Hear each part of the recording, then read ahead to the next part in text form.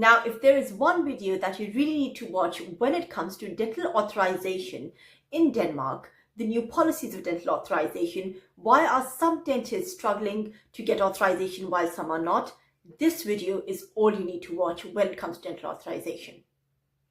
Hello everyone and welcome back to TR Dental DK. Today we're going to talk about dental authorizations, one of the major topics that I always get questions about. Now in this video, I'm going to give an A to Z guidance of everything that you need to know regarding the dental authorizations in Denmark. These are the topics that we are going to talk about today. First, let's talk about dental authorizations. So what the dental authorization is all about is that if you are a non-European dentist or European, but in this video, we're going to talk about non-European dentists. Now, if you're a non-European dentist and you would like to come to Denmark, you need to apply for authorization. Now, what you have to do for that is there are some documents that you need to give. They need to assess your documents and give the authorization. That is the procedure. Now, just like in England, we have the GDC, here we have the Patient Safety Authority. They are the ones that deal with the authorizations. Now, the procedure is not that complicated, due to which I say you don't really need any counselor or anyone else to do it for you. You can actually do it yourself. So no need to pay extra money. You can actually do it yourself very easily. The website is mentioned in the description below. The procedure is very easy. You have to go to the website and from there you have to apply. They'll ask for some necessary documents. They don't need to be translated in Danish. English is fine as well. The list of all the documents are given that you have to arrange.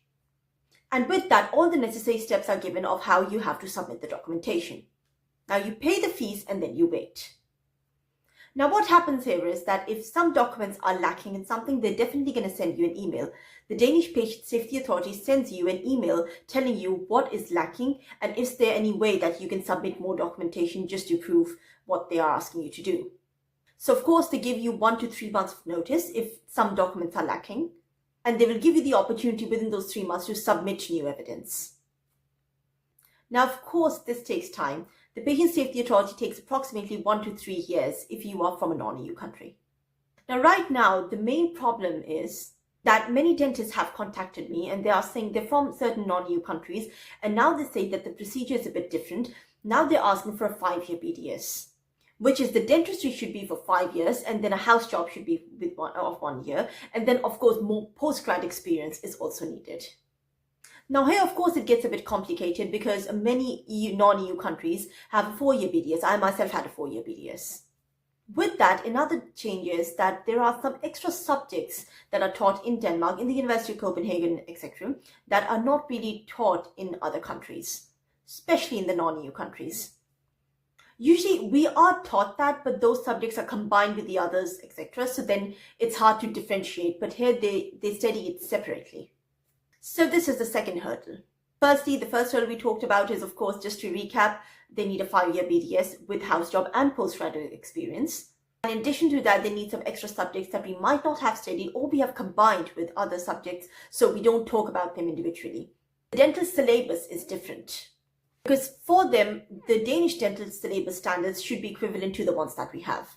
More or less, our dental syllabus should be very similar to theirs. However, despite of that, I would still encourage that people should apply, because I have seen some cases in which the dentistry was 4 years, but they did a lot of postgrad experience, due to which they got accepted. So it depends from individual to individual case. However, I would still say that despite of that, we should always have backup options. So if you are arranging documents for Denmark, at the same time, maybe apply for Norway or apply for Sweden. So at the end of the day, it is a win-win situation for you. Whether you apply to Denmark or in any other country, you would still get a reply from somewhere. So this is my request, that if you're applying for Denmark, please apply to other countries as well. Now, having said that, let's talk about what happens after. Because if you think that the authorization process is complicated, you are wrong, because worse is yet to come.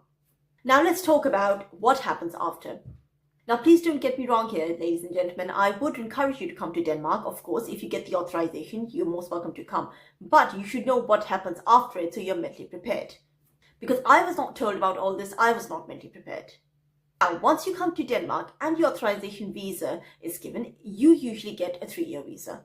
In these 3 years, you need to complete the Danish language, which is PT3. And if you don't complete it within the time frame, you need to leave the country. So Danish has to be taken very seriously. It's an added pressure. Now, once you get done with the Danish, of course, you have to enroll in a school. There are 5 modules. You have to finish them. And right after that, you have to give a BD3 exam. And you have to get a higher score in it, which is a 7-7-10. In my time, it was 7-7-10. Now, the exam is more like the IELTS exam. It's speaking, writing, and listening. In the speaking, you need to get a 10. So you need to get a higher score in speaking than the rest. Now, once that's done, then you apply to the Patient Safety Authority, telling them that you're done with the Danish language. Now you can apply for the exam. Now, once you're done with the exam, it's going to take time, and you will get approximately 2-year visa more for this exam. So in 2 years, you need to clear the exam. And after that, once it's cleared, then you have to do a vocational training, how we call it in England, vocational training, or just a 1 year extra training we need to do. And after that, you'll work independently. So this is the entire procedure.